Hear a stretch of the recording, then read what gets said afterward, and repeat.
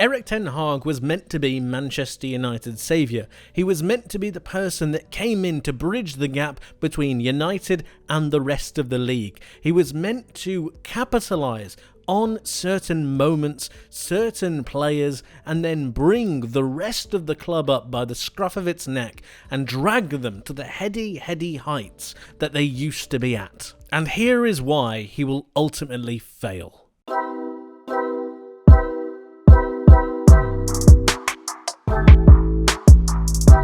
Erik ten Hag's job is not an easy one. To take the likes of Manchester United in arguably the worst state that they have ever been in and drag them up to attempt to compete with the likes of Pep Guardiola and Manchester City and Jurgen Klopp and Liverpool. And then along comes Mikel Arteta with Arsenal fit and firing once more. So not too easy. Accompanying this during the first stint of his tenure was drama surrounding the likes of Cristiano Ronaldo, Harry Maguire and the like. And he managed to get through it pretty well. You're always going to get the odd Manchester United fan that complains the fact that Cristiano Ronaldo isn't at the club, but I think a lot of people could admit that the club is better off at the moment and the team is better off without the ego that was Ronaldo at the time ruining the dressing room. But it's safe to say that this season has not gone anywhere near as well as I'm sure a lot of Manchester United fans would have expected. You would have expected them to kick on, to be able to take their game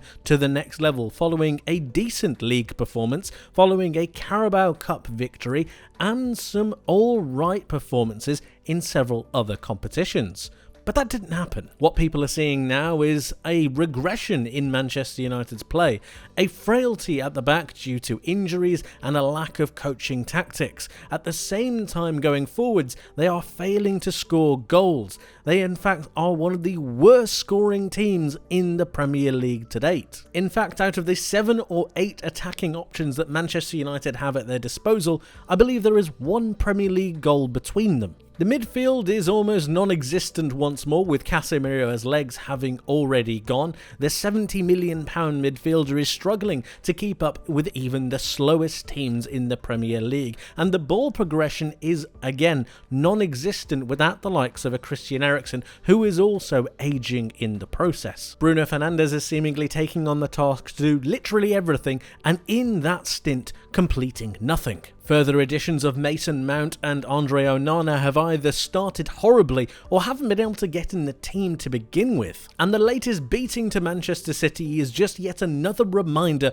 of the gulf in class between the two Manchester clubs. Needless to say, it's not going all too well for the Dutchman. When Ten Hag was appointed, there was an air of optimism around Old Trafford, a place that was looking forward to the attraction of free-flowing attacking football, complete possession and the ability to transfer the ball from defence to attack, very much like the way Erik ten Hag played at his old club Ajax. However, that has not materialised at all in about a year and a half, and fans were utilising the excuse that Manchester United just needed to keep winning. They just needed to keep going, and Erik ten Hag was doing everything that he possibly could to facilitate that. But an entire summer has gone by and the style of play has not necessarily gotten better, I'd argue it's regressed. So what's going on here? Where is this attacking, free-flowing football?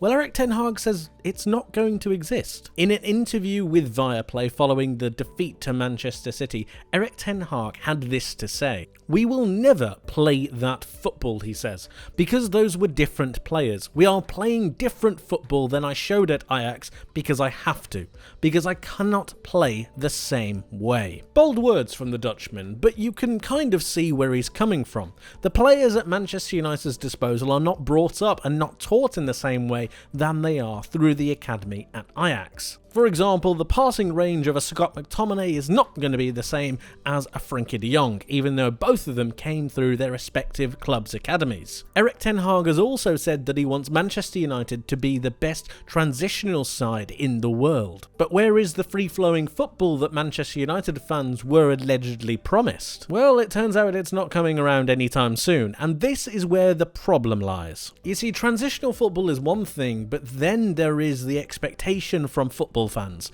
which is pretty difficult to live up to. Manchester United fans have had to sit and watch the likes of Liverpool, the absolute monsters that they were, going from defence to attack, dominating matches and scoring bucket loads of goals. Manchester City dominate their opposition and almost suffocate them to the point of loss. And then you have Arsenal, I'd argue doing 50-50 between the two. Their free-flowing football and ability to control matches is the way forwards.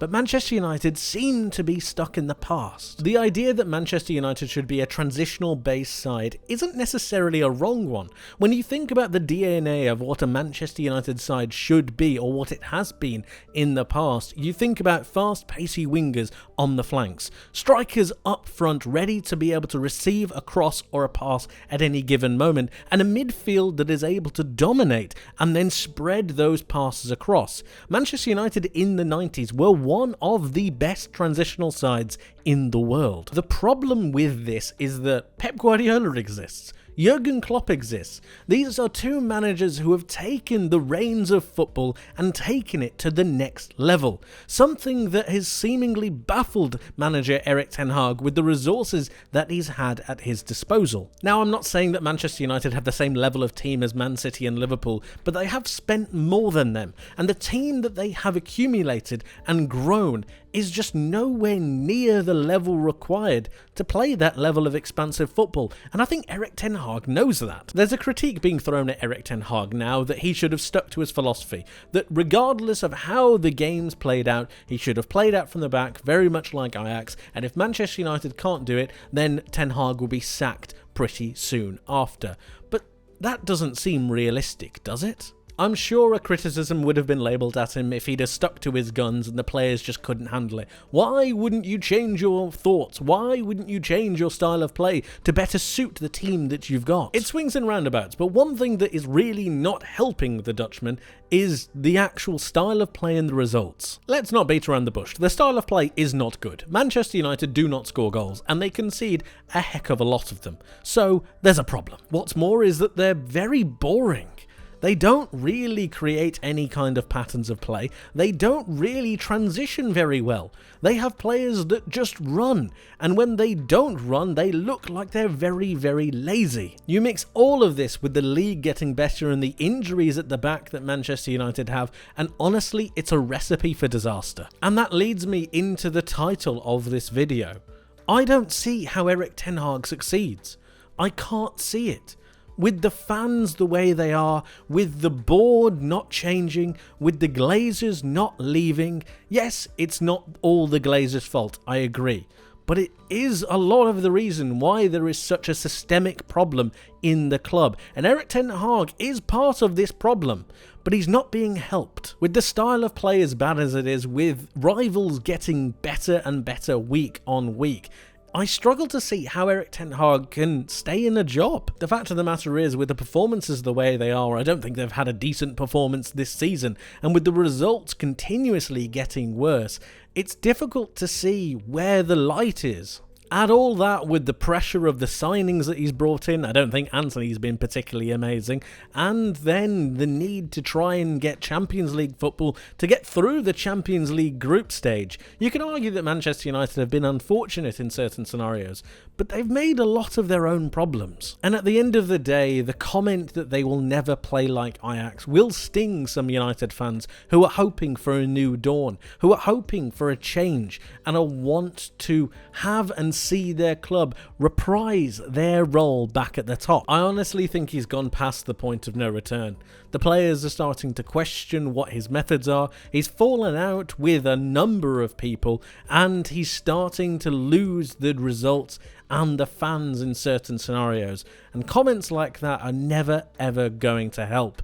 It looks like he's going to be another manager in the endless cycle that the Glazers are spinning year after year at United. But let me know your thoughts in the comment section below. Let me know what you think about Erik ten Hag and Manchester United, and whether you see a light for him in this situation.